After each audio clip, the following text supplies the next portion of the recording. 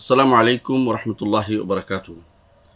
আলহামদুলিল্লাহ রবিল আলমিন ওসলাত ওসালামু আলা আশরাফিল আম্বিয়াল মুরসালিন নবীনা মুহাম্মদ ওয়া আলা আলিহি ওয়া আসহাবিহি আজমাইন। ওবাদ, আকীদার সংক্ষিপ্ত দর্শে যারা উপস্থিত আছেন সবাইকে স্বাগতম জানিয়ে আজকের দাস শুরু করছি। সম্মানিত উপস্থিত সদস্যবৃন্দ, আমরা আজকে যে অংশটুকু শিখব সেটা হচ্ছে আল ইমান বিল ইয়াউমিল আখির, শেষ দিবসের উপর ইমান। আমরা ওই দিন আলোচনা করেছিলাম যে ইয়মুল আখির বলতে দুইটা জিনিসকে বোঝানো হয়। একটি হচ্ছে কিয়ামতের আগের পূর্ব মুহূর্তে যে সমস্ত কর্মকাণ্ড হবে, কিয়ামতের আলামতগুলো বোঝানো হয়, এবং কিয়ামতের আগে মানুষ যে মারা যায় তার কিয়ামত শুরু হয়ে যায়। এটা তো মান মাতা ফাকাদ কিয়ামত কিয়ামতহু, কেউ যে মারা যায় তার কিয়ামত শুরু হয়ে যায়, এই নীতিতে আমরা বিশ্বাসী। এর অর্থ হচ্ছে তখন তার কর্মকাণ্ড, আখিরাতের কর্মকাণ্ড শুরু হয়ে যায়। মৃত্যুর আগ পর্যন্ত একটা জীবন, মৃত্যুর পর আরেকটা জীবন। তো কিয়ামতের উপর আমরা আখিরাতের উপর ঈমান রাখি, এটা দুই ভাগে বিভক্ত করতে পারি। একটা হচ্ছে আখিরাতের আগে সিংহে ফুৎকার, প্রথম সিংহে যখন ফুৎকার দেওয়া হবে তারপরে যা লণ্ডভণ্ড হয়ে যাবে সব কিছু, এটা একটা অবস্থা। আরেকটা হচ্ছে যখন সব মানুষ ইয়াউমা ইয়াকুমুন নাসু লিরাব্বিল আলামিন, রব্বুল আলামিনের সামনে যেদিন দাঁড়াবে, এই দুইটা ভাগ করতে পারি। তো গত পর্বে আমরা আলোচনা করেছিলাম আগে যা হবে, আগে যা ঘটবে সেগুলো আলোচনা করেছিলাম, অর্থাৎ শেষ দ্বিতীয় ফুৎকারের পরে কি হবে সেটা আজকে আলোচনা করবো ইনশাআল্লাহ। সিংহায় যখন দ্বিতীয়বার ফুৎকার দেওয়া হবে তখন মানুষ দাঁড়িয়ে যাবে। ইয়াউমা ইয়াকুমুন নাসু লিরাব্বিল আলামিন, মানুষ রব্বুল আলামিনের জন্য দাঁড়িয়ে যাবে। এই যে দাঁড়ানো যায় উপস্থিত হয়, এটার নাম হচ্ছে কিয়ামা। আরবিতে কিয়ামা অর্থ হচ্ছে কিয়াম থেকে, অর্থাৎ দাঁড়ানো। কিয়ামা অর্থাৎ সবাই দাঁড়াবে, এই জন্য দাঁড়াতে বাধ্য, এই জন্য সেটা কিয়ামা। তো পুনরুত্থিত হয়ে গাত্র উত্থিত হবে, সবাই উপরের দিকে দৌড়াবে। কান নাহুম ইলা নসুবিং ইউফেদুন, সুনির্দিষ্ট লক্ষ্যবস্তুর দিকে যেন তারা দৌড়াচ্ছে। অন্য আয়াতে আল্লাহ তাআলা বলেছেন যে ইলা রব্বিহিম ইয়ানসিলুন, তারা তাদের রবের দিকে দৌড়ে যাচ্ছে। তো প্রত্যেকেই সেদিন কবর থেকে উঠে, দ্বিতীয় সিংহে ফুৎকারের সাথে সাথে কবর থেকে উঠে হাশরের মাঠের দিকে যাবে। যাওয়া অবস্থাটা আল্লাহ তাআলা সূরা আল কাহরে উল্লেখ করেছেন, ইয়াউমা ইয়াকুনুন নাসু কাল ফারাশিল মাবথুস, বিক্ষিপ্ত যে সমস্ত কীটপতঙ্গ আছে, এই কীটপতঙ্গের মতো এগুলো মানুষ উঠতে থাকবে। আল্লাহু আকবার। মানে মানুষের এই যে ঘন হারে উপর দিকে উঠবে, দৌড়াবে, একটা সুনির্দিষ্ট জায়গায় যা পড়বে সেখানে, এটাকে আল্লাহ তাআলা তুলনা করেছেন একটা কীটপতঙ্গের উড়ে যাওয়ার সাথে, একত্রিত হওয়ার সাথে তুলনা করেছেন। তো সেদিন ইয়মুল আখির নাম দেওয়া হয়েছে কারণ এরপরে আর কোনো দিন নেই, এরপরে আর কোনো দিন নেই। মানে এটা একটাই বিশাল দিন, যেদিন মানুষ উপরে উঠবে, আল্লাহর সামনে আসবে। এমন এক মাঠে আসবে যেই মাঠে কোনো যেই মাঠে কোনো মানুষের উপর কোনো জুলুম করা হয়নি, যেই মাঠের মধ্যে কোনো উঁচু নিচু নেই, আগে পরে সব এক ডাক শুনতে পাবে। সবাই একটা মাঠের মধ্যে থাকবে যেখানে কোনো ইয়া নেই, কোনো কারো কোনো পতাকা নেই, কারো কোনো পতাকা নেই। বর্তমানে যেমন অমুক জমি অমুকের মালিক, এরকম কিছু থাকবে না। লা তারা ফিহা আইওয়াজা ওয়ালা আমতা, পাহাড় থাকবে না, উঁচু থাকবে না, বাঁকা থাকবে না কোনো কিছু। একটা পাহাড়, একটা মাঠ থাকবে। এই মাঠের মধ্যে মানুষ থাকবে, সূর্য মাথার উপর থাকবে। সেদিন 1 মাইল, বিশুদ্ধ মতে হাদিসে আসছে মাইল মাইল উপরে থাকবে, মানুষ ঘর্মাক্ত হতে থাকবে। সেই মাঠের মানুষ সেদিন উপস্থিত হবে। জীবিত হয়ে যে উপস্থিত হওয়া সেখানে, জান্নাতের জন্য হোক অথবা জাহান্নামের জন্য হোক, সেই যে উপস্থিত হওয়াটা, এটার নাম হচ্ছে ইয়মুল আখির। এটার আরেক নাম কিয়ামা, এটার আরেক নাম হচ্ছে পুনরুত্থান। তো এই জন্য আমরা বলি নুমিনু বিল ইয়াউমিল আখির, আমরা ইয়াউমুল আখিরের উপর ঈমান রাখি। সেটা হচ্ছে কিয়ামতের দিন, যার পরে আর কোনো দিন নেই, যেদিন মানুষ জীবিত হয়ে রব্বুল আলামিনের সামনে উপস্থিত হবে এবং তারা সেখানে চিরস্থায়ী অবস্থানের জন্য যাবে, অস্থায়ী অবস্থান নয়। সেদিন তাদেরকে হয় জান্নাতের দিকে নিয়ে যাওয়া হবে, নয় জাহান্নামের কঠিন শাস্তির দিকে নিয়ে যাওয়া হবে। অনুরূপভাবে আমরা নুমিনু বিল বা'সি, আমরা পুনরুত্থানের উপর ঈমান রাখি। আর পুনরুত্থান হচ্ছে আল্লাহ তাআলা মৃতদেরকে উত্থিত করবেন, জীবিত করবেন। হ্যাঁ, যখন ইসরাফিল সিংহায় দ্বিতীয় ফুৎকার দেওয়া হবে। আমরা বলি যে বিশুদ্ধ মতে দুটি ফুৎকার, তিনটি নয়। আমরা এটা আগে উল্লেখ করেছি। তিনটি ফুৎকার হাদিসটা দুর্বল, এই জন্য বিশুদ্ধ মতে দুটি ফুৎকার হবে। কোরআনে কারীম আল্লাহ তাআলা কখনো বলছেন নাফখাতুল ফাজা, সেটা বলছেন অনুফিখা ফিস সূরি ফাফাজিআ মান ফিস সামাওয়াত, ভয় পাওয়া। কখনো বলছেন নাফখাতুস সাক ফাসাইকা মান ফিস সামাওয়াত ওয়া মান ফিল আরদ। দুইটা একই জিনিস, শুরু ভয় দিয়ে হবে, শেষ মৃত্যু দিয়ে হবে, এই জন্য সেটা একই নফখা। আর দ্বিতীয়টা হচ্ছে নফখাতুল কিয়াম, যে কিয়ামতের জন্য দ্বিতীয় ফুৎকার হবে, সেটা উঠে তোমার দাঁড়াবে। তাহলে ফুৎকার হলো দুইটা, একটা হচ্ছে ধ্বংসের জন্য, একটা হচ্ছে আবার পুনরুত্থানের জন্য। দুইটা ফুৎকারে দিবেন ইসরাফিল আলাইহিস সালাতু ওয়াস সালাম, তিনি ফুৎকার দিবেন। দ্বিতীয় ফুৎকার দেওয়ার পরে আল্লাহ তাআলা কোরআনে কারীম বলেছেন ওয়ানুফিখা ফিস সূরি, আর সিংহায় ফুৎকার দেওয়া হবে। ফাসাইকা মান ফিস সামাওয়াত ওয়া মান ফিল আরদি ইল্লা মান শা আল্লাহ, তখন বেহুশ হয়ে যাবে, মারা যাবে আসমানে যা আছে জমিনে যা আছে তারা সবাই, তবে আল্লাহ যা চাইবেন তা মরবে না। আল্লাহ কি চাইবেন সেটা হলো বড় কথা। আল্লাহ যা চাইবেন, যেমন জান্নাত জাহান্নামের অধিবাসীরা, জান্নাত জাহান্নামের নেয়ামতগুলো, জান্নাত জাহান্নামের উপকরণগুলো, এগুলোই, এবং যা আল্লাহ চাইবেন, আল্লাহর রাজত্ব, সেটা ধ্বংস হবে না। সুম্মা নুফিখা ফীহি উখরা, তারপর আবার সিংহে ফুৎকার দেওয়া হবে। ফাইদা হুম কিয়ামুন ইয়ানজুরুন, আচানক তাদেরকে দেখতে পাবেন আপনি, যা দাঁড়িয়ে পিট করে তাকাচ্ছে, চতুর্দিক তাকিয়ে দেখতেছে। সেখানে কি দেখবে? তারা দেখবে সেদিন খুঁজতে থাকবে, সেদিন বিভিন্ন মানুষকে খুঁজতে থাকবে, তার আত্মীয় স্বজন খুঁজবে, তার আমল নামা খুঁজবে, কি কর্ম করে সেটা খুঁজবে, কোথায় যেতে হবে সেটা নিয়ে চিন্তা করবে।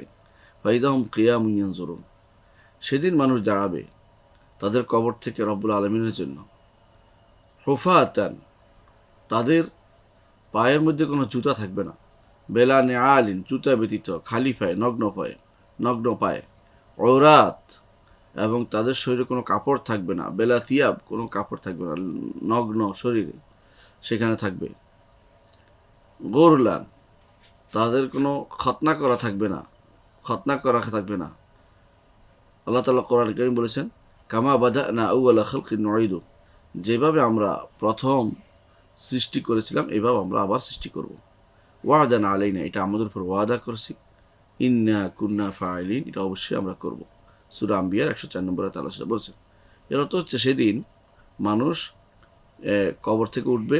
আপনারা জানেন যে সেদিন কাপড় পাওয়ার সুযোগ নেই, তেমনিভাবে সেদিন মাখতুন হবে না, অর্থাৎ খতনা হবে না, তাদের সেই অবস্থা থাকবে। আরেকটা হচ্ছে সেদিন কোনো তাদের জুতো থাকবে না, এই অবস্থায় উঠবে মানুষ। রাসূলুল্লাহ সাল্লাল্লাহু আলাইহি ওয়াসাল্লাম এটা বলেছেন হাদিসে, যে হুফাতান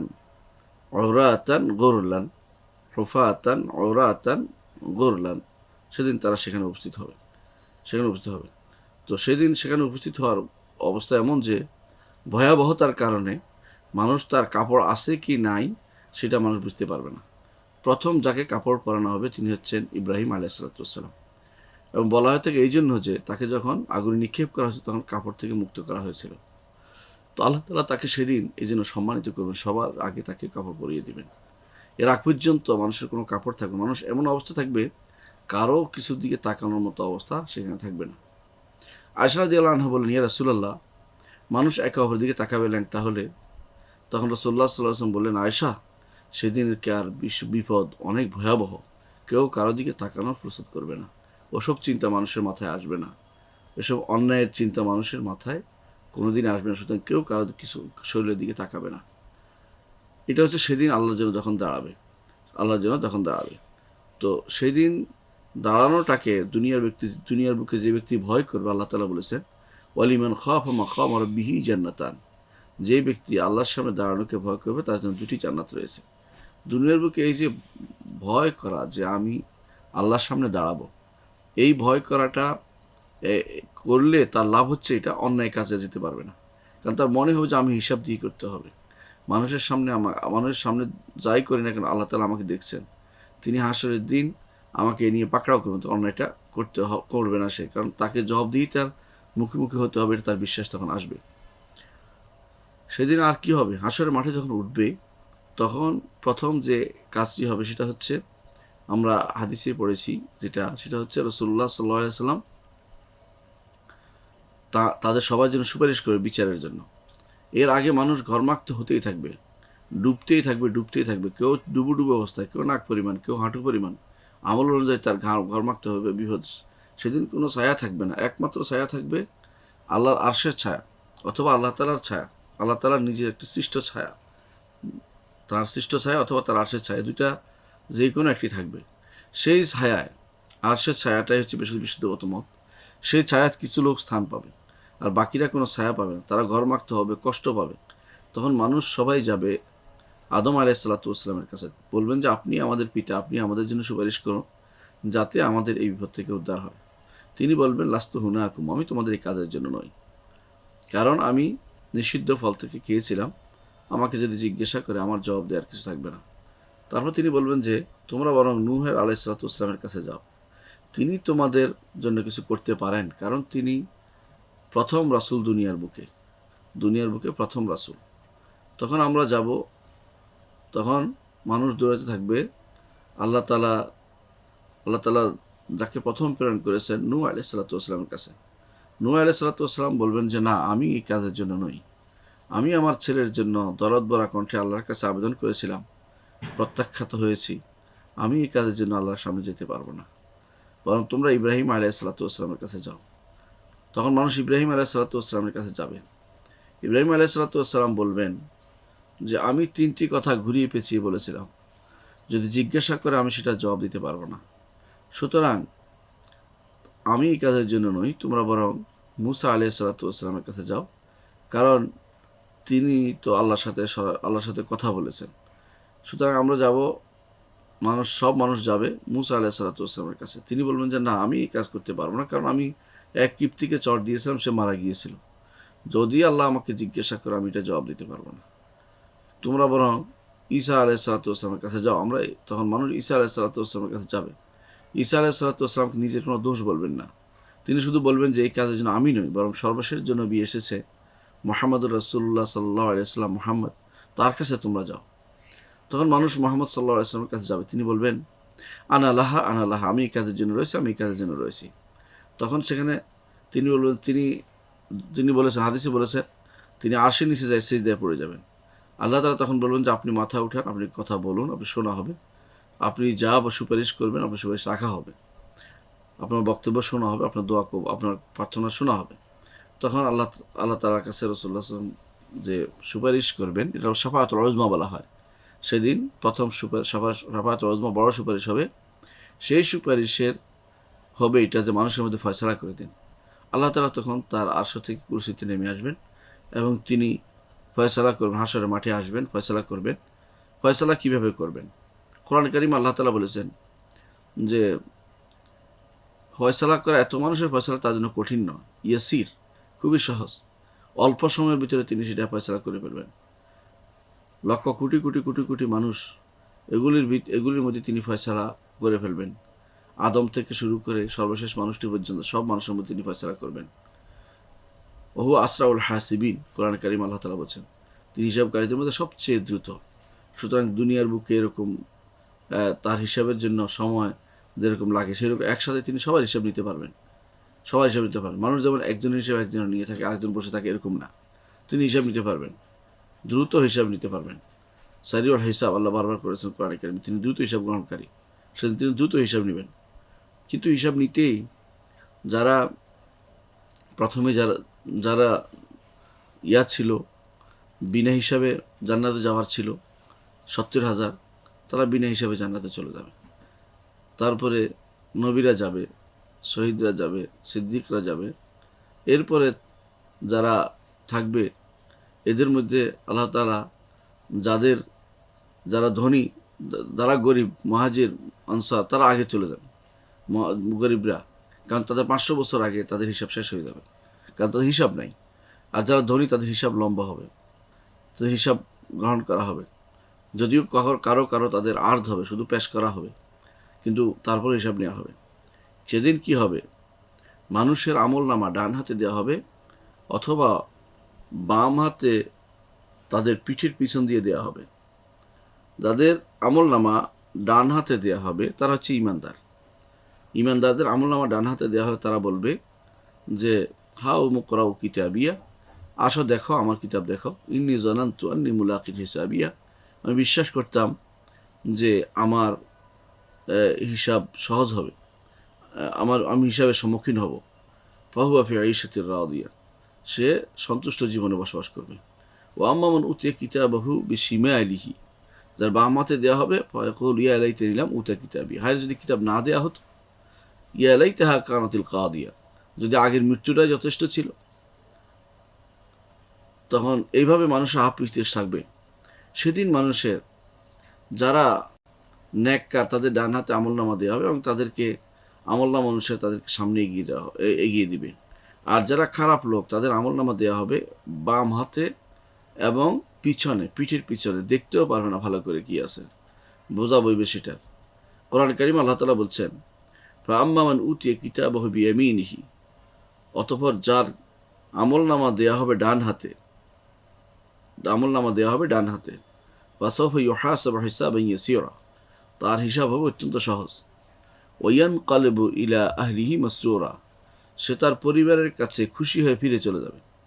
ওয়া আম্মা মান উতিয়া কিতাবাহু ওয়ারাআ যাহরিহি, কিন্তু যার আমলনামা দেওয়া হবে তার পিঠের পিছন দিয়ে, ফাসাউফা ইয়াদউ থুবুরা, সে মৃত্যুকে আহ্বান করবে। ওয়ায়াসলা সাঈরা, জাহান্নামে দগ্ধ হবে। সূরা ইনশিকাকের 7 থেকে 12 নম্বর আয়াতে আল্লাহ তাআলা বলেছেন। অন্য আয়াতে আল্লাহ তাআলা বলছেন ওয়া কুল্লু ইনসানিন আলজামনাহু তায়রাহু ফি উনুকিহি, প্রত্যেকটি মানুষের তার আমলনামা তার গলার ভিতরে আমি আটকে দেব। ওয়া নুখরিজু লাহু ইয়াউমাল কিয়ামতি কিতাবান ইয়ালকাহু মানশুরা, সেদিন তার আমলনামা বের করে কিয়ামতের দিন তার হাতে দিব, যে সে পাবে মানশুরা, খোলা অবস্থায় পাবে, দেখতে পাবে কি করেছে সে। বলা হবে ইকরা কিতাবাকা, তোমার আমলনামা তুমি পড়ো। কাফা বিনাফসিকা আল-ইয়াউমা আলাইকা হাসিবা, আজকের দিন হিসাব গণনার জন্য তুমিই যথেষ্ট, আজকের দিন হিসাব গণনার জন্য তুমিই যথেষ্ট। এভাবে হিসাব গ্রহণ করা হবে, এটা হচ্ছে আমলনামা তাদেরকে দেওয়া হবে। ঠিক আমরা আরও বিশ্বাস করি নুমিনু বিল সাহাবিল আমাল, যে আমরা বিশ্বাস করি, এটা আমরা ঈমান রাখি এটা, যে আমলনামা অবশ্যই হবে ডান হাতে বা বাম হাতে। আমরা আরও বিশ্বাস করি, আমরা আরও ঈমান রাখি বিল মাওয়াজিন, মিজানের উপরে। তুদাউ ইয়াউমাল কিয়ামতি ফালা তুযলামু নাফসুন শাইআ, কিয়ামতের দিন মিজান প্রতিস্থাপন করা হবে, সেদিন কারো উপরে সামান্যতম জুলুম করা হবে না। এই মিজান অর্থাৎ পাল্লা, তার দুটি কাফা থাকবে, দুটি পাল্লা থাকবে, মিজানের দুটি পাল্লা থাকবে। হাদিস অনুসারে দুটি পাল্লা থাকবে, দুটি পাল্লার মধ্যে ন্যাক এবং বদ মাফা হবে। অনুরূপভাবে ব্যক্তিকে ন্যাককার বদকারকেও মাফা হবে। অনুরূপভাবে ন্যাক আমলের খাতা এবং বদ আমলের খাতাও মাফা হবে। তাহলে তিনটি জিনিস মাফা হবে, ব্যক্তির আমল এবং ব্যক্তির আমল এবং ব্যক্তির আমল, দুইটা তো থাকবেই, সাথে থাকবে ব্যক্তির আমল নামাও, তিনটি, ব্যক্তির আমল নামা। তাহলে তিনটি জিনিস মাফা হবে। আমরা হাদিস থেকে এটার বিস্তারিত দলিল পাই, হাদিসে বিস্তারিত দলিল আসছে যে রাসূলুল্লাহ সাল্লাল্লাহু আলাইহি ওয়াসাল্লাম বলেছেন, হাশরের মাঠে কোনো মানুষ আসবে, তার লা তুসাউই ইনদাল্লাহি জানাহ বাউদা, যার ওজন একবার মাছির ডানার মতো হবে না। কাজ, সে যদি দিনের কাজ করে নাই, ঈমান নাই, তার ওজন হবে না, তার ভারী হবে না, অর্থাৎ ব্যক্তি ওজন হবে। আবার ব্যক্তি ওজন আরেকটা দলিল হচ্ছে রাসূলুল্লাহ সাল্লাল্লাহু আলাইহি ওয়াসাল্লাম একবার আব্দুল্লাহ ইবনে মাসউদকে গাছে উঠালেন যেন তার জন্য মেসওয়াক আনতে পারে। মেসওয়াক আনার সময় বাতাসে তার শরীর হেলে দুলে পড়ছিল। সাহাবাকে হেসে দিলেন। রাসূলুল্লাহ সাল্লাল্লাহু আলাইহি ওয়াসাল্লাম বললেন, তোমরা কেন হাসছো? বা ইয়া রাসূলুল্লাহ মিন দিক্কাতি সাকাইহি, তার দুটি ফিন্ডারি এত হালকা, দেখতে কীরকম মনে হচ্ছে। রাসূলুল্লাহ সাল্লাল্লাহু আলাইহি ওয়াসাল্লাম বললেন যে এগুলো উহুদ পাহাড়ের চেয়ে ভারী হবে কিয়ামতের দিন। তাহলে মানুষের ওজন হবে। আর আমলনামার ওজন তো কোরআনে কারিমে আসছে, বা আম্মান উতিয়া কিতাবাহু বিয়ামিনি, কিতাবের কথাই বলা হয়েছে যে আমলেরটা কোরআনে কারিমে বলা হয়েছে। আল্লাহ তাআলা বলছেন ফামান ইয়ামাল মিসকালা যাররাতিন খায়রান ইয়ারা, যে কেউ অনুপরিমাণ আমল করবে সেও সেটা দেখতে পাবে। ওমান ইয়ামাল মিসকালা যাররাতিন শাররান ইয়ারা, যে কেউ অনুপরিমাণও খারাপ করবে সেটাও দেখতে পাবে। সূরা জিলজালার 7 এবং 8 নম্বর আয়াত যেটা বলা হয়েছে। অনুরূপভাবে আল্লাহ তাআলা বলেছেন, ফামান সাকুলাত মাওয়াজিনুহু, যার ওজনগুলো ভারী হবে, বা উলাইকা হুমুল মুফলিহুন, তারাই হবে সফলকাম। ওয়ামান খাফফাত মাওয়াজিনুহু, আর যার পাল্লাসমূহ হালকা হয়ে যাবে, বা উলাইকা আল্লাযিনা খাসিরু আনফুসাহুম ফি জাহান্নাম খালিদুন, তারাই ওই সম্প্রদায় যারা তাদের জীবনকে ক্ষতিগ্রস্ত করেছে, জাহান্নামে তারা স্থায়ী হবে। তালফাহু উজুহাহুমুন নার ওয়া হুম ফিহা কালিহুন, তাদের চেহারা আগুন দ্বারা কালো কালো হয়ে যাবে পুড়ে। ওহম ফিহা কালিহুন, সেখানে তারা দাঁত বেংসিয়ে থাকবে, অর্থাৎ মুখের গুলি পুড়ে কুস্ত শেষ হয়ে যাবে, দাঁত বাঁকা হয়ে থাকবে, ভীতিপ্রদ অবস্থায় থাকবে। অন্য আয়তে আল্লাহ তাআলা বলছেন, এটা সূরা মুমিনুনের 102 এবং 104 নম্বর আয়াতে বলেছেন। অন্য আয়তে আল্লাহ তাআলা বলেছেন, মান জা বিল হাসানাতি ফালাহু আশরু আমসালিহা, কেউ যদি কোনো ভালো কাজ করে তার থাকবে 10 গুণ, অনুরূপ 10 গুণ আল্লাহ বাড়িয়ে দিবেন। ওয়ামান জা বিস সাইয়্যাতি ফালা ইউজা ইল্লা মিসলাহা, আর যে অন্যায় কাজ করবে তার অনুরূপই তার জন্য শাস্তি নির্ধারিত হয়েছে। ওহুম লা ইউজলাম, তার উপর কোনো জুলুম করা হবে না, অর্থাৎ তার উপর 10 গুণ দেওয়া হবে না, কিন্তু ঈমানদারকে বাড়িয়ে দেওয়া হবে যে ব্যক্তি ভালো কাজ করবে। কেন? যালিকা ফাদলুল্লাহি ইউতিহি মান ইয়াশা, এই হচ্ছে আল্লাহর ফজল এবং করম, দয়া। আল্লাহ তাআলা যাকে ইচ্ছে তাকে দিবেন, কারো বলার নেই সেটা। তাকে বেশি দিলেন কেন? কারণ যে আল্লাহর কথা শুনে তাকে বেশি দিবেন তিনি, আর যে আল্লাহর কথা শুনে তার একটাই দিবেন, অপরাধ, এবং সেই অপরাধেই তার জন্য জাহান্নাম হয়ে যাবে যদি একেবারেই ঈমান না থাকে। যদি ঈমান থাকে তাহলে তার জন্য কি হবে সেটা আমরা আলোচনা করছি। তো আমরা দেখতে পাইলাম হাশরের মাঠে প্রথমে শাফাআতুল উযমা হবে, প্রথম সুপারিশ হবে, অর্থাৎ হাশরের মাঠে অবস্থানের কষ্টের কারণে। তারপরে সেখানে সাহিবাতুল আমাল, প্রত্যেকে তার আমল নামা দেওয়া হবে। তারপর সেখানে আমল নামা ওজন করা হবে, ব্যক্তি ওজন করা, ব্যক্তির আমল ওজন করা হবে। তারপর কি হবে? কিছু মানুষ ইতিমধ্যে জাহান্নামে যাওয়ার জন্য প্রস্তুত হয়ে গেছে, জাহান্নামে দিয়ে দেবে তাদেরকে বলা হবে যারা যারা আল্লাহ ছাড়া অন্য কারো ইবাদত করতো তারা তাদের অনুসরণ যেন করা হয়। তখন প্রত্যেক মাবুদকে যাদের ইবাদত করা হতো এদেরকে একটা মূর্তির মতো বানিয়ে তাদের অনুসরণ করে জাহান্নামের দিকে তাদেরকে পাঠিয়ে দেওয়া হবে। বাকি থাকবে ঈমানদাররা এবং মুনাফিকরা। আল্লাহ তাআলা হাসি বলবেন যে আমি তোমাদের রব। তারা বলবেন না, আমাদের রবকে আমরা চিনি, আপনি আমাদের রব নন। আল্লাহ তাআলা এখন অন্য সূরাতে এসে বলবেন যে আমি তোমাদের রব। তারপর তারা বলবেন তোমরা কিভাবে চিনতে পারবে তোমাদের রবকে? তখন তারা বলবেন যে আমরা আমাদের রবকে চিনতে পারবো তার পিণ্ডলির মাধ্যমে। আল্লাহ তাআলা তখন তার পিণ্ডলি উন্মুক্ত করে দেবেন, পায়ের পিণ্ডলি। এখন বলবেন সিজদা করতে নির্দেশ দিবেন। যারা ঈমানদার তারা সিজদা করতে পারবে, যারা ফাসিক কাফের এরা সিজদা করতে পারবে না। এরা একেবারে গরুর শিংয়ের মতো শক্ত হয়ে যাবে তাদের ফিট, তারা বাঁকা করতে পারবে না কোনোভাবেই। তারপর তাদের আল্লাহ তাআলা নির্দেশ দিবেন যে ঠিক আছে, ফুলসিরাত পার হয়ে যাও। ঈমানদাররা পার হয়ে যাবে তাদের আলো অনুসারে, যত আমল করে সে অনুসারে আলো হবে। মুনাফিকের কোনো আলো পাওয়া যাবে না। আমরা ঈমানদারদের আলোতে চলতে চাইবে, কিন্তু বারবার হোঁচট খেয়ে পড়ে যাবে। তখন সে বলবে আনজিরুনা, অপেক্ষা করো, নাকতাবিস মিন নূরিকুম, তোমাদের নূরের মাধ্যমে আমরা পর্যন্ত পার হইতে পারি। কিলার জিউ ওয়ারাআকুম ফালতামিসু নূরা, তাদের বলা হবে যে যাও পিছন দিকে যে নূর খুঁজে আসো। ফাদুরিবা বাইনাহুম বিবাবিন বিসুরিন লাহু বাবুন বাতিনুর রাহমা ওয়া যাহিরুন মিন কিবালিল আযাব।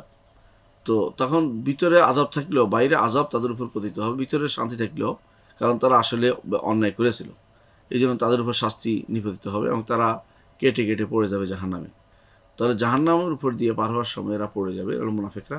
আর ঈমানদাররা শুধু পার হবে, কিন্তু কিছু মানুষ পার হইতে পারবে না, কিছু মানুষ পড়ে যাবে, এই ফুলসিরাতের পার হওয়ার সময় পড়ে যাবে, নিচে জাহান্নামে পড়ে যাবে। ঈমানদারদের মধ্যে যারা এই জায়গায় পড়ে যাবে তারা আমরা বিশ্বাস করি যে সুপারিশের মাধ্যমে এরা বের হয়ে আসবে। এই সুপারিশ কারা করবে? মুহাম্মদ রাসূলুল্লাহ সাল্লাল্লাহু আলাইহি ওয়াসাল্লাম তিনি সুপারিশ করবেন। তার অনেক রকম সুপারিশ আছে। এক সুপারিশ তিনি ইতিপূর্বে করেছেন যে আল্লাহ যেন ফয়সালা করে দেন। এরপর আল্লাহ তাআলা সুপারিশ করবেন তাদের জন্য বিভিন্ন রকম। যেমন প্রথম সুপারিশ করবেন যেন আল্লাহ তাআলা যারা আরাফে আছে, যাদের সমান হয়ে গেছে, এদের জন্য জান্নাতের ব্যবস্থা করে দেয়, আল্লাহ তাআলা তাদের জান্নাতের ব্যবস্থা করে দিবেন। অনুরূপভাবে তিনি সুপারিশ করবেন এক দলকে বিনা হিসাবে জান্নাতে যাওয়ার জন্য, যেটা আল্লাহ তাআলা কবুল করেছে, ইতিমধ্যে জান্নাতে তারা চলে গেছে। অনুরূপভাবে সুপারিশ করবেন তিনি এক দলকে, যারা জান্নাতে যাওয়ার পরে তাদের মর্যাদা বৃদ্ধির জন্য আল্লাহ সুপারিশ করবেন, সেটা তারা উপরে উঠে যাবে, মর্যাদা উপরে উঠে যাবে। আরেক ধরনের সুপারিশ হবে যে যারা যারা এক গুনাহগার কিন্তু ইয়াতে চলে গেছে, জাহান্নামে চলে গেছে, তাদেরকে বের করার জন্য রাসূলুল্লাহ সাল্লাল্লাহু আলাইহি ওয়াসাল্লাম সুপারিশ করবেন। আরেকটা সুপারিশ হবে, সেটা হচ্ছে যারা কাফের কিন্তু রাসূলের হেফাজত করেছেন, একজন শুধুমাত্র এই সুপারিশ পাবেন, তিনি হচ্ছেন আবু তালেব। রাসূলুল্লাহ সাল্লাল্লাহু আলাইহি ওয়াসাল্লাম বলেছেন, যদি আমি না আল্লাহর কাছে না চাইতাম তাহলে সে হয়তো জাহান্নামের মধ্যভাগে, কিন্তু তিনি চাইবেন যে তাকে শুধুমাত্র জুতা পরানো হবে জাহান্নাম থেকে, এতে তার মগজ উত্তরে থাকবে। তো এই সুপারিশগুলো রাসূলুল্লাহ সাল্লাল্লাহু আলাইহি ওয়াসাল্লাম করবেন। তবে তার মধ্যে তিনি যে সুপারিশের কারণে বেশি খ্যাত, শফিউল মুযনিবিন, গুনাহগারদের জন্য সুপারিশকারী, সেটা হচ্ছে রাসূল যেটা বলেছেন, শাফাআতি লি আহল কাবাইর উম্মতি, আমার সুপারিশ থাকবে আমার উম্মতের কবিরা গুনাহগারদের জন্য। আজ আমাদের সমাজে বিভিন্ন জায়গায় দেখবেন অনেকেই এই বিষয়টা ধোঁয়াশা করার চেষ্টা করে। বিশেষ করে নব্য মুতাজিলা গোষ্ঠী, তারা মনে করছে কেউ যদি জাহান্নামে যায় আর বের হইতে পারবে না, তারা দলিল দিয়ে থাকে কোরআন আয়াত দিয়ে, খালিদিনা ফিহা দিয়ে, কিন্তু তারা জানে না যে এটা অর্থ হচ্ছে চিরস্থায়ী হবে যদি আল্লাহ চান। আল্লাহ চাইলে সব চিরস্থায়ী করতে পারেন কাফের অবস্থা থাকে, কিন্তু ইমানদার যদি হয় তাহলে সে চিরস্থায়ী কখনো জাহান্নামী হবে না।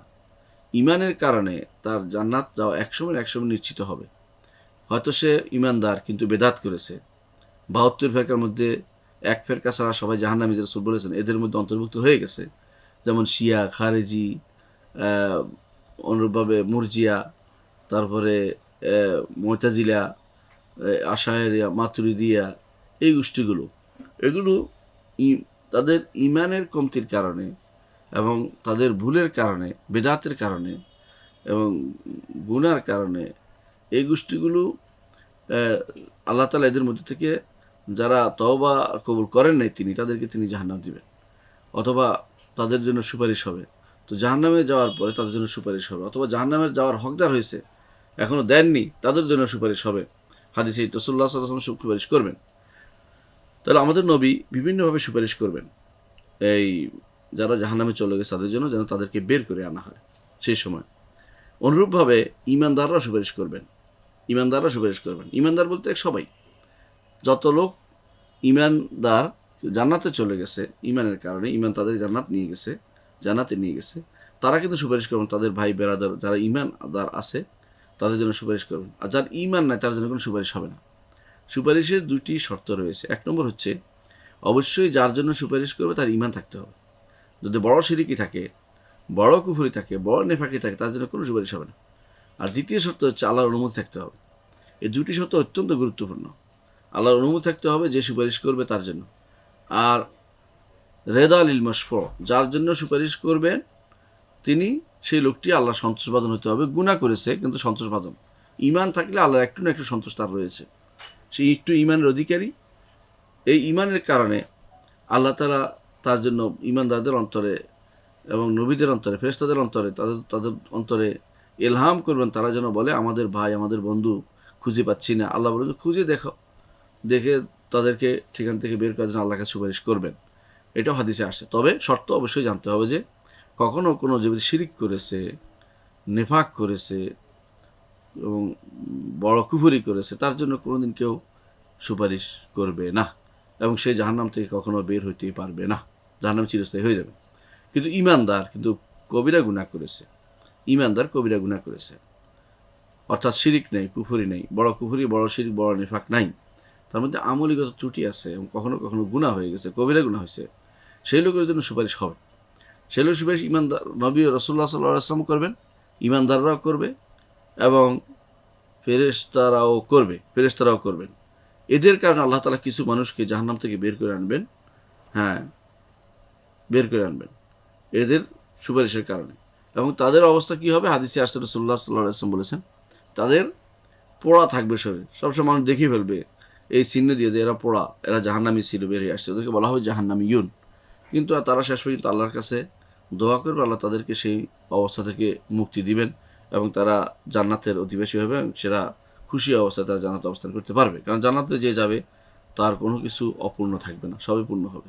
যতটুকু সে চাওয়ার মতো অ্যাবিলিটি থাকবে ততটুকু চাইলে সেটা পেয়ে যাবে। সুতরাং জান্নাতে তার কেউ জাহান্নামী বলে তার কষ্ট হবে এটা আল্লাহ তাআলা চাইবেন না। শেষ পর্যন্ত সেটাও আল্লাহ তাআলা তাকে সুন্দর করে দিবেন এবং তার জাহান্নামী যে খেতাব ছিল, জাহান্নামী যে চিহ্ন ছিল সেগুলো সরিয়ে দিবেন। কিন্তু এর বাইরে আল্লাহ তাআলা কিছু মানুষকে আল্লাহ তাআলা, কিছু ইমানদারকে আল্লাহ তাআলা শাফাআত ব্যতীতই বের করে নিয়ে আসবেন। হাদিসে আছে রাসূলুল্লাহ সাল্লাল্লাহু আলাইহি ওয়াসাল্লাম বলেছেন যে আল্লাহ তাআলা জাহান্নাম থেকে এক কোষ বের করে আনবেন। কোন কোন বর্ণনায় 3 কোষের কথা আসছে।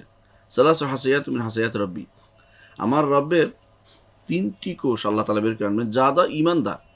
তবে এরা যে ঈমানদার এরা কেউ জানে না, অর্থাৎ ফেরেশতারাও জানে না, জানতে পারেনি, নবীরাও জানতে পারেনি, অর্থাৎ ঈমানদাররাও জানতে পারেনি। সুতরাং তার জন্য কে সুপারিশ করবে? যেহেতু ঈমান আছে, আল্লাহ তাআলা তাদেরকে তার দয়ার এবং রহমতে, কারামে, তার ফজলে তাদেরকে নিজে তার এক কোষ বা মতান্তরে 3 কোষ জাহান্নাম থেকে বের করে ঈমানদার মাত্র কোনো সামান্য ঈমান আছে তাকেও সেখান থেকে দিবেন না, তাকেও সেখান থেকে বের করে নিয়ে আসবেন, এটাও বুখারী হাদিস থেকে আমাদের কাছে প্রমাণিত হয়েছে।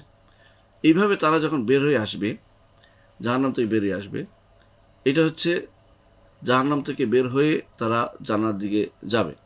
এর আগে একটা জিনিস রয়েছে, যখন ফুলসিরাত পার হবে বিশুদ্ধ মতে অথবা ফুলসিরাতের আগে, আমাদের কাছে এই মতভেদপূর্ণ মাসালা যে আগে না পরে, হাউদ কি আগে হবে না হাউজ পরে হবে। অনেকেই বলে থাকেন যে হাশরের মাঠে আসবে, তাদের পানির পিপাসা খুব বেশি থাকবে, এই জন্য হাশরের মাঠেই তাদের জন্য হাউজের ব্যবস্থাপনা করা হবে। এবং তারা এটাও বলেন যে জান্নাত থেকে জাহান্নামের উপর দিয়ে যেতে হাউজের মাঠে যেতে, আর মাঠে যেতে হয়, বিচার হাশরের মাঠে যেতে হয়। তো যে পানি ওখান থেকে কীভাবে আসবে, মাঝখানে তো জাহান্নাম।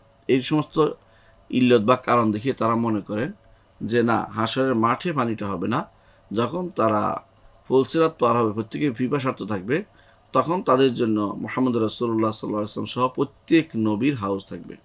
হাউজ অর্থ হচ্ছে পানির কুয়া, পানির কূপ থাকবে, তারা সেখানে পানি পান করবে। তবে বেদাতীরা পানি পান করতে পারবে না, সে কঠিন বিপদের সময় তারা পানি পাবে না। এই জন্য কেউ যেন জেনে শুনে কোনো বেদাত না করে, সন্দেহ থাকলে সেটা বাদ দিয়ে দিবে। কারণ সন্দেহ থাকলে আপনি যদি বেদাত করে ফেলেন তাহলে তো আপনি এটা অন্যায় কাজ করছেন, এর জন্য আপনার শাস্তি হবে। তো সন্দেহপূর্ণ জিনিসগুলো পরিত্যাগ করা হচ্ছে ঈমানদারের দায়িত্ব। রাসূলুল্লাহ সাল্লাল্লাহু আলাইহি ওয়াসাল্লাম বলেছেন, আল হালালু বায়্যিনুন ওয়াল হারামু বায়্যিনুন ওয়া বাইনাহুমা উমুরুন মুশতাবিহাত, হালাল স্পষ্ট, হারাম স্পষ্ট, এর মাঝে কিছু জিনিস আছে অস্পষ্ট।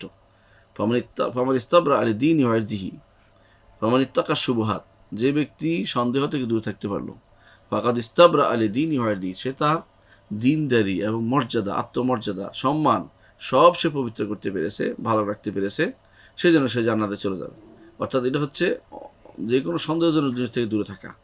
এটা গুরুত্বপূর্ণ একটি জায়গা যে আমি যেন শিরিক না করি, বিদআত না করি, এবং আমি যেন সন্দেহজনক জিনিসে আমি না ঘুষে যাই, যেটা সন্দেহ আছে এটা যেন না করি, বরং স্পষ্ট দিবালোকের মতো রসুল যে দিন রেখে গেছেন সেই দিনের উপরে যেন মানুষ অটল থাকে। রসুল বলেছেন, তারাকতুকুম আলাল বাইদা, আমি তোমাদেরকে শুভ্র পথের উপর রেখে যাচ্ছি, লাইলুহা কানাহারিহা, যেখানে রাত দিন সমান। এখানে তোমার কাছে মনে হবে না অন্ধকার কোনো কিছু আছে, বরং আল্লাহ রসুল সাল্লাল্লাহু আলাইহি ওয়াসাল্লামের নবুয়তে, তার শরীয়তে, সব জায়গাতে তিনি স্পষ্ট বর্ণনা করেছেন কে কী করতে হবে। এর বাইরে নতুন কোনো শরীয়ত বা ফর্মুলা যে ব্যক্তি চালু করবে সে গুনার কাজে লিপ্ত হলো। তাহলে আমরা ঈমান রাখি যে প্রত্যেক নবী রাসূলুল্লাহ সাল্লাল্লাহু আলাইহি ওয়াসাল্লাম হাউদ হবে। এই হাউদ অর্থাৎ একটা জলাধার, পানির বিশাল এলাকা, যেমন দিঘি বলে আমাদের দেশে, তো সেটা তো এত ছোটো না, বরং বিশাল। রাসূলুল্লাহ সাল্লাল্লাহু আলাইহি ওয়াসাল্লাম বলেছেন, এর বর্ণনা কখনো আসছে মিন আইলা ইলা আদান, ইয়ামানের আদান থেকে আইলিয়া পর্যন্ত, এটা বর্তমান ইসরায়েলের বা ইহুদি নিয়ন্ত্রণ রয়েছে, সে এলাকা পর্যন্ত এত বড়। কখনো বলছে মক্কা মদিনার মতো, বিভিন্ন বর্ণনা আসছে। আমরা আমাদের যে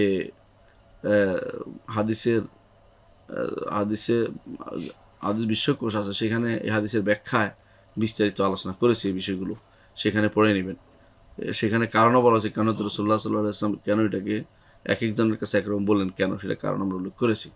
তো তাহলে আমরা দেখতে পাচ্ছি যে অবশ্যই হাউজ হবে মুহাম্মদ রাসূলুল্লাহ সাল্লাল্লাহু আলাইহি ওয়াসাল্লাম।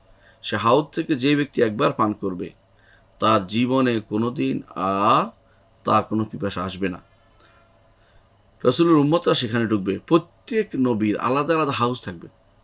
রাসূল তার হাউজে অন্য কাউকে আসতে দিবেন না। হাদিসে আছে রাসূল বলেছেন, আমি তোমাদের তাদের কোমর ধরে তাদেরকে তাড়িয়ে দেব। আমি যেন তাদেরকে তাড়িয়ে দেওয়ার জন্য ওখানে অবস্থান করবো। রাসূলুল্লাহ সাল্লাল্লাহু আলাইহি ওয়াসাল্লাম অর্থাৎ আমার উম্মত ছাড়া কাউকে তার উম্মত ছাড়া অন্য কাউকে তিনি সেখান থেকে পানি পান করাবেন না। এখন যদি বলেন যে এটা তো একটা তিনি কেন দিবেন না, সবাইকে দেয়াই তো উচিত, তো তিনি না, এটা রাসূল চাচ্ছেন এটা প্রত্যেকে তার নবীর হাউস থেকে পান করুক। এটা এই জন্য যাতে করে ওই নবীর অপমান না হয়। সব যদি রাসূলের কাছে চলে আসে, নবী বলে যে আমি কি জন্য ছিলাম। এই জন্য রাসূলুল্লাহ সাল্লাল্লাহু আলাইহি ওয়াসাল্লাম তার ভাইদের সম্মানকে বেশি রক্ষাকল্পে তিনি বলেছেন যে যদি কেউ যদি এরকম আসে আমার এখানে পানি পান করতে, তাহলে উদান না, আমি তাকে অবশ্যই তাড়িয়ে দেব, যেভাবে উঁটকে তাড়িয়ে দেওয়া হয়। পিতামাতাহীন উঁট যেগুলি, অর্থাৎ যাদের মালিকহীন উঁট যেভাবে তাড়িয়ে দেওয়া, আমি সেভাবে লাঠি দিয়ে তাদেরকে তাড়িয়ে দেবো। তাহলে প্রত্যেক নবীর আলাদা আলাদা হাউস হবে। হাদিস এটাই বিশুদ্ধ, এটা বর্ণনাটা বিশুদ্ধ। আমাদের নবীর জন্য আমরা উম্মত উম্মত, আর অন্য নবীর জন্য ওইসবের উম্মত। আর এখন যারা অন্য নবীর উম্মত হিসাবে আছে তার সব জাহান্নামে যাবে, যতক্ষণ পর্যন্ত না তারা রাসূলুল্লাহ সাল্লাল্লাহু আলাইহি ওয়াসাল্লাম ইমাম মুহাম্মদ সাল্লাল্লাহু আলাইহি ওয়াসাল্লাম ইমান আনে। বর্তমানে যারা ইহুদি আছে, নাসারা আছে বা অন্য নবীর উম্মত দাবি করে, তারা সবাই জাহান্নামে যাবে যদি না তারা ইসলাম গ্রহণ করে। এই জন্য এই হাউদ সম্পর্কে আমাদের একটু জানা দরকার। মা ও আসাদ্দু বায়াদান মিনাল লাবান, রাসূলুল্লাহ সাল্লাল্লাহু আলাইহি ওয়াসাল্লাম বলেছেন তার পানি, এই হাউজের পানি দুধের চেয়েও বেশি শুভ্র। আর ওয়া আহলা মিনাল আসাল, এবং তিনি মধুর চেয়েও বেশি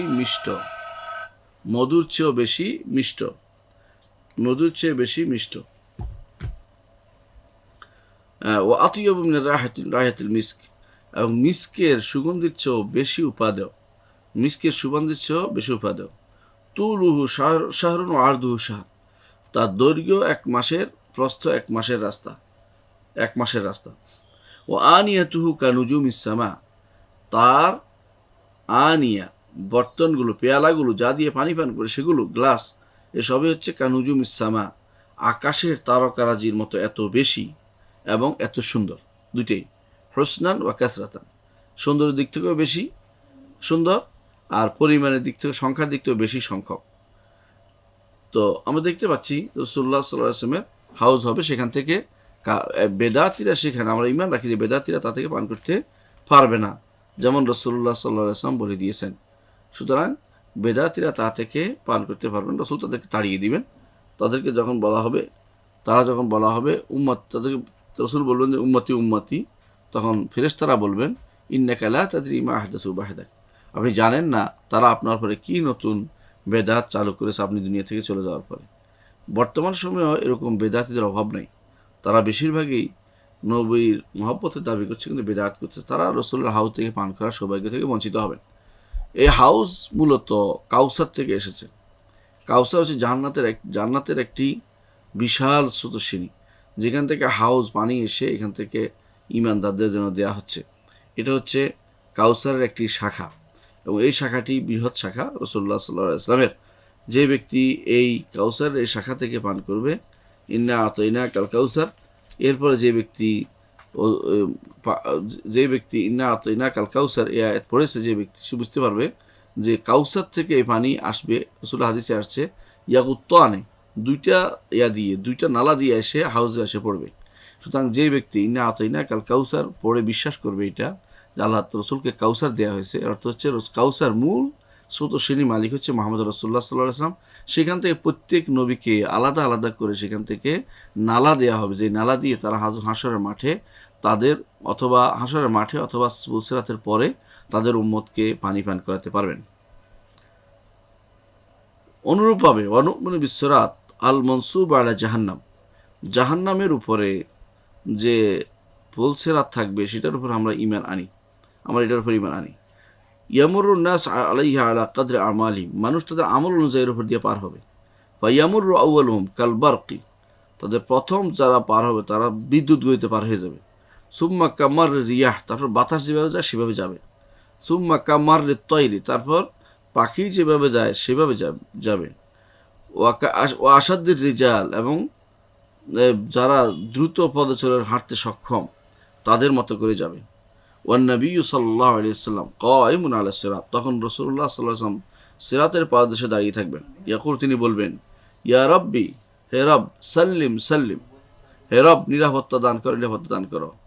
হাত্তা তাজিজা আমাল ইবাদ ওয়ায়াতি মান ইয়াজহাফ, এমনকি মানুষের আমল নামা দিয়ে আর পার হওয়ার সুযোগ থাকবে না। কী হবে? ওয়ায়াতি মান ইয়াজহাফ, কিছু মানুষ আসবে হামাগুড়ি দিয়ে থাকবে। অফি হাফাতাই সিরাতে কালালিব, আর এই পোল সিরাতের চার পাশে রয়েছে, তাদের দুই পাশে রয়েছে কালালিব মুআল্লাকা মা'মুরা, এমন কিছু কাল্লুব, এবং কিছু আংটা, যেটা নির্দেশ দেওয়া হয়েছে কারো ধরার জন্য তাকে ধরবে। তাআখুযু মান উমিরাত বিহি, যাকে ধরার তাকে সে ধরে ফেলবে আংটা দিয়ে। ফামাখদুশুন নাজিন, তার থেকে ছিন্ন ভিন্ন হয়ে কিছু মানুষ নাজাত পাবে। ও মুকারদাসুন ফিন্নার, তাদের আরেকটি অংশ জাহান্নামে পতিত হবে। এটার উপর আমরা ঈমান রাখি, সিরাতের উপর আমরা ঈমান রাখি, সিরাতের ঈমান রাখতে হবে। ওয়া নু'মিনু বিকুল্লি মা জাআ ফিল কিতাবি ওয়াস সুন্নাতি মিন আখবারি যালিকাল ইয়াউম ওয়া আহওয়ালিহি, আর আমরা সেই মহাদিনের যে সমস্ত ঘটনার কথা হাদিসে আসছে, এবং সেই দিনের সমস্ত বিপদের কথা হাদিসে আসছে, যার থেকে আমরা আল্লাহর কাছে আশ্রয় চাই, সেটার উপর আমরা যথাযথ ঈমান রাখি বিশুদ্ধ হাদিসে। এটা একটা কথা এই জন্য বলছি, কারণ এটার ভিতরে অনেক কিছু ঢুকবে যেগুলো আমরা বিস্তারিত আলোচনা করিনি। সেদিন কি হবে, কি অবস্থা হবে, বিস্তারিত আলোচনা রাসূলুল্লাহ সাল্লাল্লাহু আলাইহি ওয়াসাল্লাম তার হাদিসে করেছেন। আর আমরা ঈমান রাখি নু'মিনু বিশাফাআতিন নবী সাল্লাল্লাহু আলাইহি ওয়াসাল্লাম লিআহলি জান্নাতি ইয়াদখুলুহা। আমরা এটা আগেও বলেছিলাম যে রাসূলুল্লাহ সাল্লাল্লাহু আলাইহি ওয়াসাল্লাম কয়েক প্রকার সুপারিশ করবেন। তার মধ্যে একটি হচ্ছে যে তিনি সর্বপ্রথম আউয়ালু মান ইয়াকরা বাবাল জান্নাহ, জান্নাতের দরজা খটখট করবেন, যে খোলো। কার জন্য? তার জন্য এবং উম্মতের জন্য। এটার উপর ঈমান রাখতে হবে আমাদেরকে। সুতরাং প্রথম তিনি জান্নাতে ঢোকার জন্য তিনি সুপারিশ করবেন। এটা আমাদের নবী ছাড়া কেউ করতে পারবে না, এটা আমাদের নবীর জন্য খাস, বিশেষভাবে তার জন্য নির্ধারিত। এটা হচ্ছে হাসরের মাঠের অবস্থা এবং সেখানে যে ধারাবাহিক বর্ণনা যেটা আমরা করলাম। তারপর কি হবে? তারপর জান্নাত অথবা জাহান্নাম। সুতরাং আমরা জান্নাতের উপর ঈমান রাখি, জাহান্নামের উপর ঈমান রাখি। আমরা বিশ্বাস করি জান্নাত হচ্ছে আল্লাহ তাআলা তার ঈমানদার তাকওয়াবান বান্দাদের জন্য যা সৃষ্টি করেছেন, যা তিনি প্রস্তুত করে রেখেছেন, যে নেয়ামতের ঘর, সেটা হচ্ছে জান্নাত। ঈমানদার তাকওয়াবান তাদের জন্য আল্লাহ তাআলা তার নেয়ামতের যে ঘর তৈরি করে রেখেছেন সেটার নাম হচ্ছে জান্নাত। এর মধ্যে এমন কিছু নেয়ামত রয়েছে যা কোনো চোখ কোনোদিন দেখেনি, কোনো কান কোনোদিন শুনেনি, কোনো মানুষের অন্তরে কোনোদিন তা উদিত হয়নি। আপনি হয়তো মনে করতে পারেন দুনিয়ার বুকে আল্লাহ তাআলা বলছেন আঙ্গুর দিবেন, এবং আল্লাহ তাআলা বলছেন কলা দিবেন। এভাবে আপনি মনে করছেন কলা তো আমি খাই না, কিন্তু আপনি জানেন না এই কলা সেই কলা না। জান্নাতে যা দিবেন তার সাথে দুনিয়ার শুধু নামে পরিচয় হবে, কোনো কামে পরিচয় হবে না, কামে মিল হবে না। এই জন্য ইবনে আব্বাস রাদিয়াল্লাহু আনহু বলেন, জান্নাতে আল্লাহ তাআলা যা দিবেন বলেছেন সেগুলো শুধু নামে মিল হবে, বাস্তবে সেটা একরকম কখনো হবে না। সুতরাং আল্লাহ তাআলা জান্নাতের জন্য এমন কিছু রেখে দিয়েছেন যা অবশ্যই অত্যন্ত বেশি মূল্যবান, এমন মূল্যবান যে তা কোনো মানুষ দেখেনি, যা কোনো কান শোনেনি, এবং যা কোনো মানুষের অন্তরে উদিত হয়নি। আল্লাহ তাআলা সূরা সাজদার 17 নম্বর আয়াতে বলছেন, ফালা তা'লামু নাফসুম মা উখফিয়া লাহুম মিন কুররাতি আয়ুন জাযাআন বিমা কানু ইয়ামালুন। সুতরাং কোনো নফস জানে না তার চক্ষু শীতলকারী কোন জিনিস তার জন্য গোপন করে রাখা হয়েছে। এই জন্য এটা পুরস্কার স্বরূপ, কারণ তারা আমল করত। ইন্নাল্লাযীনা আমানু ওয়া আমিলুস সালিহাত, ঈমান এবং আমল করতে, এই জন্য আল্লাহ তাআলা সে পুরস্কার হিসেবে এটা রেখেছেন। এ হলো জান্নাতের বিবরণ। আমরা ঈমান রাখি জান্নাত এখনও আছে। জান্নাতের ব্যাপারে এটা কখনো বলা যাবে না জান্নাত ধ্বংস হয়ে যাবে, এটা কোনোদিন বলা যাবে না। তাহলে জান্নাত অবশ্যই আছে। এবং জান্নাতে বর্তমানে কি কেউ আছে? হ্যাঁ, বর্তমানে জান্নাতে আছে। কারা?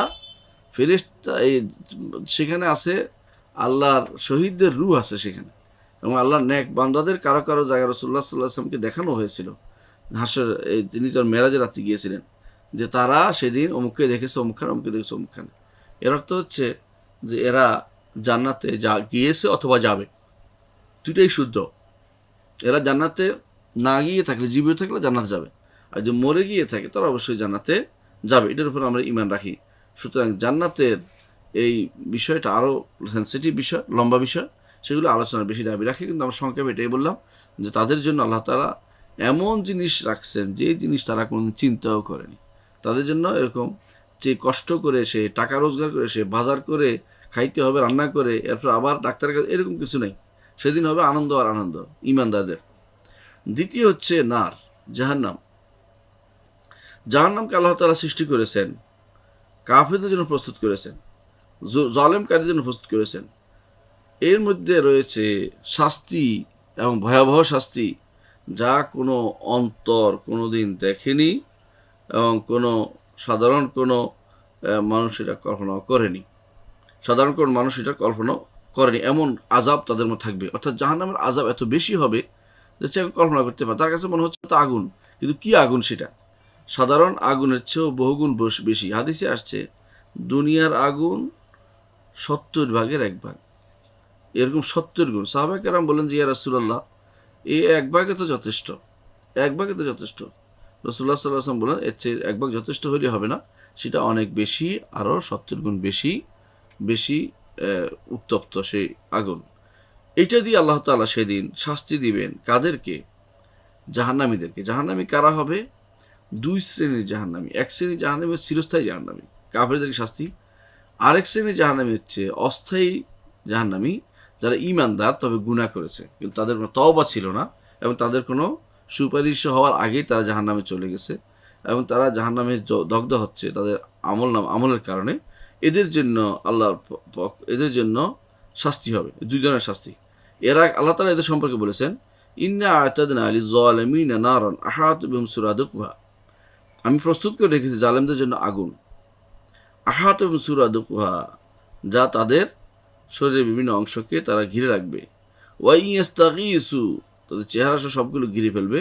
ওয়া ইয়াস্তাগীসু, আর যদি তারা উদ্ধার কামনা করে যে আমাদের পানি দেয়া হোক, ইউগাসু বিমাইন, এমন পানি দিয়ে তাদেরকে দেয়া হবে কাল মুহলি, যা তেলের গাদারির মতো, ইয়াশবিল বুজু, গরম তেলের গাদারির মতো, যা চেহারাকে সবই করে দেবে, ভুনা করে দিবে, অর্থাৎ সেটাকে পুড়ে ছাই করে দিবে সম্পূর্ণরূপে, সেটাকে চেহারাকে ইয়াশবি মানে এটাকে তেল গলায় পড়বে এরকম আগুনের মধ্যে দিয়ে দিবে।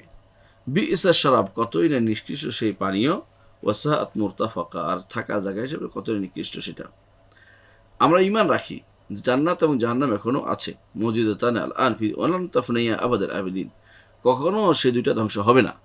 কারা বলে ধ্বংস হবে? মুতাজিলারা বলে যে কোনো জিনিস 2 কাল থাকতে পারে না, যে কোনো জিনিস 2 কাল থাকতে পারে না। জান্নাত এবং জাহান্নাম যেহেতু এর ভিতরে উপকরণগুলো 2 কাল থাকবে না, নষ্ট হয়ে যাবে, সুতরাং সেটা অবশ্যই এখন নাই। হাসরের দিন আল্লাহ তাআলা সেটা তৈরি করবেন। এখন তৈরি করা বৃথা তারা মনে করে থাকে। আমরা তো বৃথা নয়, কারণ আমরা জানি যে নবীরা জান্নাতের সাথে সম্পৃক্ত রয়েছে। শহীদরা জান্নাতের মধ্যে তাদের শরীরকে তাদের রূহকে পাখির ভিতরে দিয়ে তারা দেওয়া হবে। তারা কি করবে? আরশের মধ্যে অবস্থান করবে, আর জান্নাতের বাগানে ঘুরে ঘুরে বেড়াবে। আবার এসে আরশের নিচে সে সমস্ত মধ্যে ঝাড়বাতির মধ্যে তারা অবস্থান গ্রহণ করবে। সুতরাং এর বিপরীতে জাহান্নামী যারা, তাদের শাস্তি ভয়াবহ। তাদের কথা আল্লাহ তাআলা উল্লেখ করেছেন, তারা কি করছেন, কে জাহান্নামে গেছেন, এটা উল্লেখ করেছেন।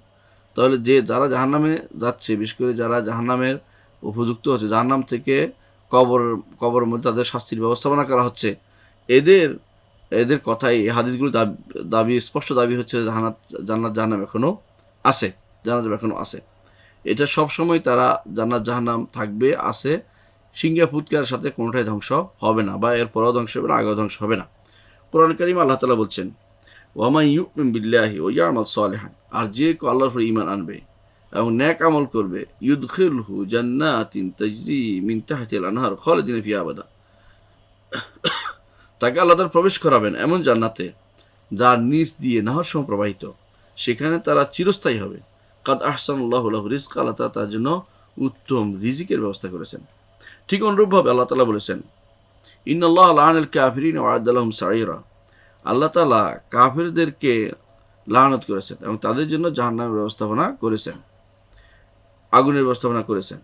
খালিদিনা ফিহা আবাদান, সেখানে তারা চিরস্থায়ী হবে। লা ইয়াজিদুনা ওয়ালিয়্যান ওয়ালা নাসীরা, তারা সেখানে কোনো বন্ধুও পাবে না, অভিভাবকও পাবে না, সাহায্য পাবে না। যে কোনো ভাব থেকে কেউ না কেউ দুনিয়ার বুকে যেহেতু বিপদে পড়লে কেউ সাহায্য করতে আসে, সেখানে কোনো সাহায্য করে আসবে না। ইয়াউমা তুকাল্লাবু উজুহুম ফিন-নারি, যেদিন তাদের চেহারায় তারা উল্টাটা পাল্টা করতে হবে জাহান্নামের মধ্যে, কারণ আগুন একটাকে স্থির তাকিয়ে দিচ্ছে না তাদেরকে। ইয়াকুলুনা, তখন তারা বলতে হবে ইয়া লাইতানা, হায় আফসুস, আতাআনা আল্লাহ ওয়া আতাআনা রাসূল, যদি আমরা রাসূল এবং আল্লাহ এবং তার রাসূলের আনুগত্য করতাম।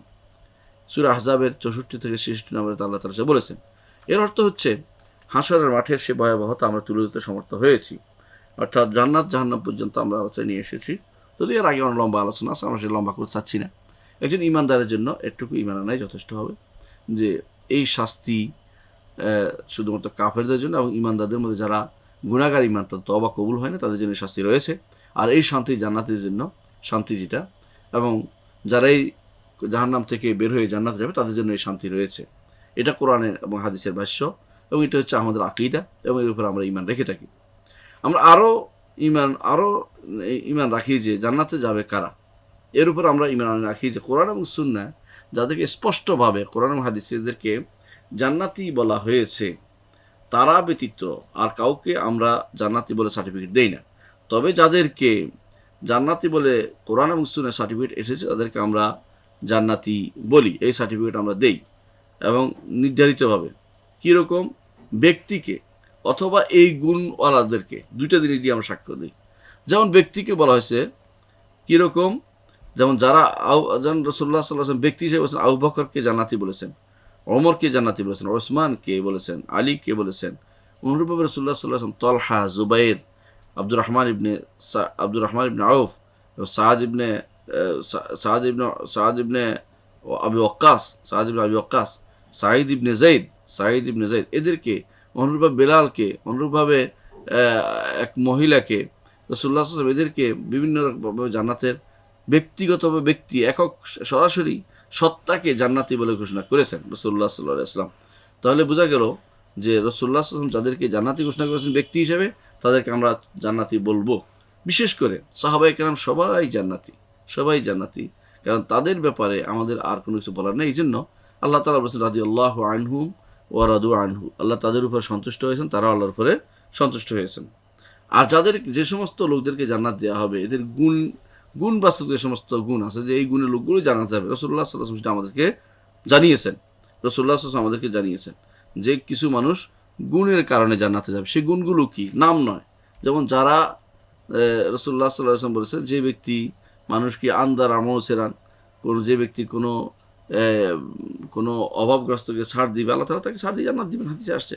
তাহলে গুণগুলো যেমন বলা হয়েছে, যে ব্যক্তি সালাত আদায় করে সালাতের দরজা দিয়ে জান্নাতে প্রবেশ করবে, যে ব্যক্তি সাওম পালন করে সাওমের দরজা দিয়ে জান্নাতে প্রবেশ করবে।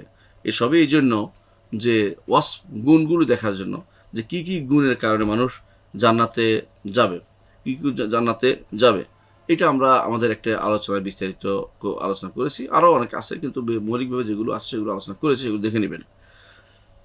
আর রয়েছে জাহান্নামে, আমরা আরও সাক্ষ্য দেই যে জাহান্নামে যাবে যাদেরকে নির্ধারণ করে বলবো, যারা কোরআন এবং সুন্নাহ যাদেরকে জাহান্নামী বলা হয়েছে।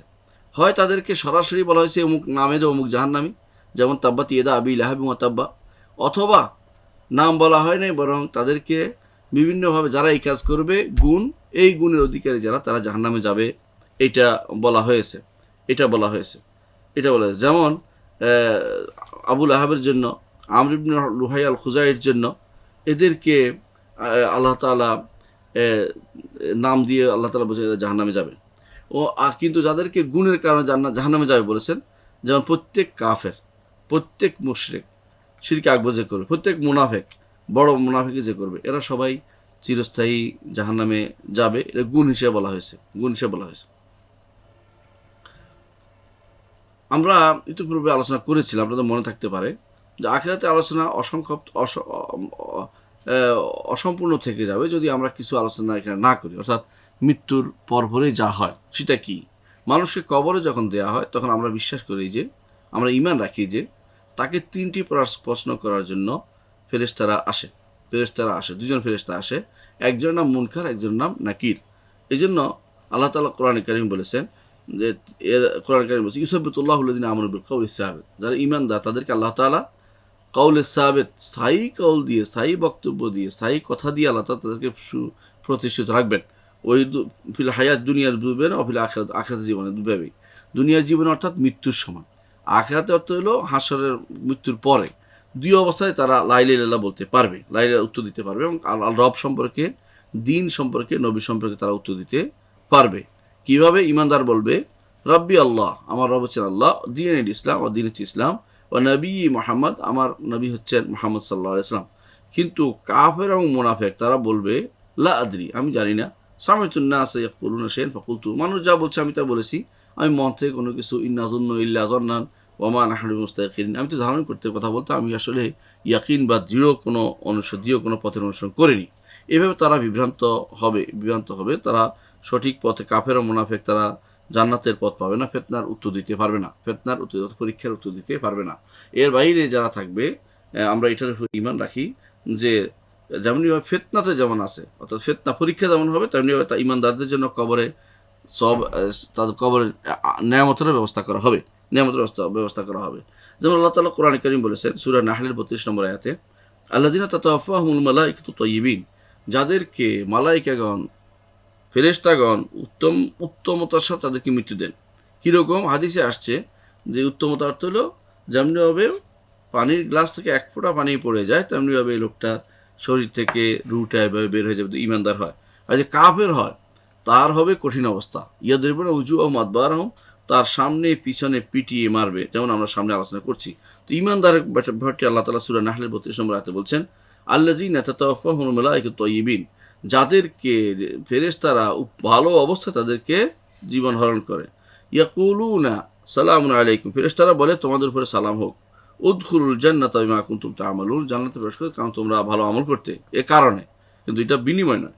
ওয়া নু'মিনু বিআযাবিল কবর, রূপে আমরা ঈমান রাখি যে আযাবুল কবর হবে। লিয-যালিমিন আল কাফিরিন, জালেম কাফেরদের জন্য আযাবের কবরের আযাব হবে। আল্লাহ তাআলা কোরআনে কারীম বলছেন সূরা আনআমের 93 নম্বর আয়াতে বলছেন, ওয়ালাউ তারা ইয যালামুনা ফি গামারাতিল মাউত, আর যদি আপনি দেখতেন জালেমদেরকে তারা মৃত্যুর মুখে আছে, মৃত্যুর অবস্থার মধ্যে তাদের জীবনযাপন করছে, কি হবে তখন? ওয়াল মালাইকাতু বাসিতু আইদিহিম, মালাইকাগণ তাদের হাত প্রসারিত করে রাখছে, আখরিজু আনফুসাকুম, তোমার নফস তোমরা বের করো। অর্থাৎ মালাইকা তখন যখন নিজে বের না করে তাদেরকে তোমরা বের করো বলবে। তারপর মালাইকারা বলবেন আলিয়াউমা তুজজাউনা আযাবাল হুনি, আজকের দিনে তোমাদেরকে অপমানজনক শাস্তি দেওয়া হবে। বিমা কুনতুম তাকুলুনা আলাল হক, কারণ তোমরা আল্লাহর উপর মিথ্যা কথা বলতে। ওয়া কুনতুম আন আয়াতি তাস্তাকবিরুন, আল্লাহর নিদর্শনসমূহ তোমরা অহংকার করতে, গ্রহণ করে নিতে না, অর্থাৎ ঈমান আনতে না। ফেরাউনের মতো যারা হয়ে যাবে, নমরুদের মতো যারা হয়ে যাবে, তারা তো সেটাই করবে, তারা কোনো ভালো কথা ঈমান আনবে না, বরং অহংকার করতে থাকবে। সুতরাং আমরা বুঝতে পারলাম যে আযাবের কবরে এই জিনিসটা অতিরিক্ত এখানে আসবে এই জন্য, কারণ এটা কিন্তু আমাদের ইয়মুল আখির ঈমানের সাথে সম্পৃক্ত, আখিরাতের ঈমানের সাথে সম্পৃক্ত। যে কেউ আখিরাতের ঈমান আনবে সে অবশ্যই তাকে অবশ্যই আযাবুল কবরের উপর ঈমান আনতে হবে, এবং আযাবুল কবরের সাথে ফিতনাতুল কবরের সাথে ঈমান আনতে হবে। ঠিক নাঈমুল কবরের উপর ঈমান আনতে হবে, কবরের নেয়ামতের উপর ঈমান আনতে হবে। কিন্তু যারা মনে করবে, বর্তমানে বিশেষ করে নব্য মুতাজিলা গোষ্ঠী মনে করতেছে যে কবরে কোনো শাস্তি নেই, কবরের কোনো কিছু ওজন নাই, কবরে কোনো কিছু, এই জাতীয় যারা বলছে তারা সবই হচ্ছে পথভ্রষ্ট, এবং এদের থেকে আমাদের সাবধান করা জরুরি। আজ সমাজের ভিতরে এই গোষ্ঠীটা খুব ধীরে ধীরে প্রসার লাভ করতেছে, এবং তারা অধিকাংশই রাসূলুল্লাহ সাল্লাল্লাহু আলাইহি ওয়াসাল্লাম হাদিস মানে না, কোরআন আয়াত তাদের মন মতো করে ব্যাখ্যা করে। এরা অধিকাংশই কবরের আযাবকে অস্বীকার করছে, কবরের ফিতনা পরীক্ষাকে অস্বীকার করছে, কবরের আযাবের কারণে কবর আযাবকে তারা দেখে নাই বলে তারা অনেকে অস্বীকার করার কথা বলে, দেখি নেই। এরা হচ্ছে নব্য মুতাজিলাদের রূপ, এরা এটা করে থাকে। এ ব্যাপারে হাদিস অনেক আসে। ঈমানদার শুধুমাত্র সবসময় এটাই বিশ্বাস করবে যে গায়বী বিষয়ে আল্লাহ তার রাসূল যা বলেছেন, না দেখা বিষয়ে, হাশরের মাঠের বিষয়ে, এবং দুনিয়ার বুকে যে সমস্ত জিনিস আল্লাহ তার রাসূল বলেছেন গায়বী জিনিসগুলো, এগুলোর ব্যাপারে ঈমানদারের কাজই হচ্ছে এটা, ইয়াকুলু সামি'না ওয়া আতা'না, শুনলাম এবং মেনে নিলাম, এবং এটা তারা বিশ্বাস করবে, ঈমান রাখবে যে এটাই সত্য, এর বিপরীতটা সত্য নয় কোনো দিন। এবং তারা দুনিয়ার বুকে যা দেখে, দুনিয়ার বুকে বিভিন্ন রকমের নতুন নতুন আবিষ্কার হচ্ছে, নতুন নতুন তথ্য প্রযুক্তি দিন চলে আসছে। মানুষ এখন অনেকের কাছে মনে হতে পারে এখন আর কি ওসব চলে কিনা, নাউজুবিল্লাহ, এরকম মনে করলে সে কাফের হয়ে যাবে এবং সে চিরস্থায়ী জাহান্নামী হয়ে যাবে, চিরস্থায়ী জাহান্নামী হয়ে যাবে। এই জন্য অবশ্যই কোরআন দিয়ে হাদিসের সামনাসামনি দাঁড় করানো যাবে না। অনেক কী করে, কোরআন হাদিসের বিরোধ দেখিয়ে দুইটাকে বাদ দিয়ে দেয়। এটা ঠিক নয়। বিরোধ দেখিয়ে দুইটাকে মিলন করতে পারে, বুঝেই অর্থ দিতে পারে, উভয়টার উপর আমল করাতে পারে, এরকম যদি হয় সে হচ্ছে আলেম, নইলে সে আলেম নয়, তার অনুসরণ করা যাবে না। যারা এরকম দেখেন যে এখানে সন্দেহ লাগাচ্ছে, ওখানে সন্দেহ লাগাচ্ছে, তার কাছে বসবেন না। আল্লাহ তাআলা কোরআনে কারিমে তাদেরকে এরকম লোকদের থেকে এরকম কাছে বসতে নিষেধ করেছেন। এই জন্য আমরাও নিষেধ করি যে এরকম লোকদের কাছে বসলে আপনার অন্তরকে সন্দেহ ঢুকিয়ে দেবে, যা কোনোদিন আপনি আর বের করতে পারবেন না। এ নিয়ে মহাবিপদে পড়তে হবে আপনাদেরকে। তবে যারা ঈমানদার তারা কখনো এই জাতীয় করে না। তারা কি করে, আল্লাহ এবং তার রাসূল যা নিয়ে এসেছে গায়েবী জগতে তার প্রত্যেকটা জিনিসে যথাযথ বিশ্বাস করে এবং তারা ঈমানদার এই দুনিয়ার বিভিন্ন চাকচিক্য দিয়ে আখিরাতকে তারা অস্বীকার করে বসে না। কারণ তারা জানে যে দুনিয়ার জীবনটি কিয়াসের মধ্যে পাওয়া যায়, কিন্তু আখিরাতের কোনো জিনিস কিয়াসের মধ্যে পাওয়ার কোনো সুযোগ নাই, বরং দুইটার মধ্যে বিশাল পার্থক্য রয়েছে, একটা সম্পূর্ণ বিপরীত। এই জন্য অবশ্যই আমাদেরকে ঈমানের ক্ষেত্রে বুঝতে হবে যে দুইটার মধ্যে যে আখিরাতের সাথে দুনিয়ার বিষয়ের কল্পনা না করি, মিলে না দিই, গুলিয়ে না ফেলি, বরং আখিরাতে যা যা আল্লাহ তাআলা দিবে সেটা সম্পূর্ণ আলাদা। আখিরাতের শাস্তিও ভয়াবহ, দুনিয়ার শাস্তির মতো নয়। এগুলো যদি আমরা বুঝতে পারি, ইনশাআল্লাহ আমরা আমাদের ঈমানকে মজবুত করতে পারবো এবং আখিরাতের ঈমানটার উপরে যে আলোচনা আমাদের হলো এটা আমাদের জন্য কল্যাণকর হবে। ইনশাআল্লাহ আমরা পরবর্তী দার্সে ঈমান বিল কদর, তাকদীরের উপর ঈমানের বিষয়টি নিয়ে আলোচনা করব এবং এর মাধ্যমে আমাদের 10টা শেষ হবে ইনশাআল্লাহ। আল্লাহ আমাদেরকে তৌফিক দান করুন। আসসালামু আলাইকুম ওয়া রাহমাতুল্লাহি ওয়া বারাকাতুহু।